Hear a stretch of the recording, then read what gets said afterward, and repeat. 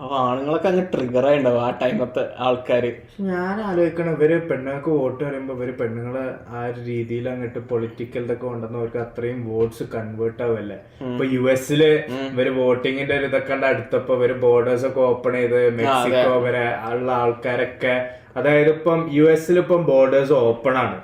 അതായത് ഈ US സൗത്തില് Texas ഭാഗത്തൊക്കെ ബോർഡേഴ്സ് അങ്ങ് തുറന്നു വെച്ചേക്കാണെന്നാണ് പറയപ്പെടുന്നത്. അപ്പൊ കുറെ ഇല്ലീഗൽ ഇമിഗ്രൻസ് ഇവരൊക്കെ ഭയങ്കരമായിട്ട് US ഇടിച്ചു കയറുന്നുണ്ട് എന്നാണ് പറയപ്പെടുന്നത്, ഈ മെക്സിക്കോ വഴിയിലൂടെ. അപ്പൊ അതിൽ ഏതൊരു രാജ്യത്തെ ആൾക്കും അങ്ങോട്ട് വന്നിട്ട് എനിക്ക് കയറണം, എന്റെ നാട് സേഫ് അല്ല എന്ന് പറഞ്ഞിട്ട് കയറാൻ പറ്റും എന്നൊക്കെയാണ് ഞാൻ ഇത് അറിയുന്നത്. പറഞ്ഞാൽ ഇലോൺ മസ്കിന്റെ ട്വീറ്റ്സ് എന്നാണ് ഈ ന്യൂസ് ഫുൾ അറിയുന്നത്.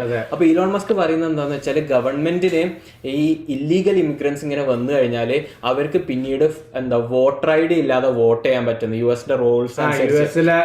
അപ്പൊ ഓപ്പൺ ബോർഡേഴ്സ് ആണ് ഇപ്പോൾ നിലവിലുള്ള ഗവൺമെന്റ് വെക്കുന്നതെങ്കിൽ, ഡെമോക്രാറ്റ് പാർട്ടി വെക്കുന്നതെങ്കിൽ, ഈ ഇല്ലീഗൽ ഇമിഗ്രൻസിനൊക്കെ അതിന് സപ്പോർട്ട് ആവുമല്ലോ.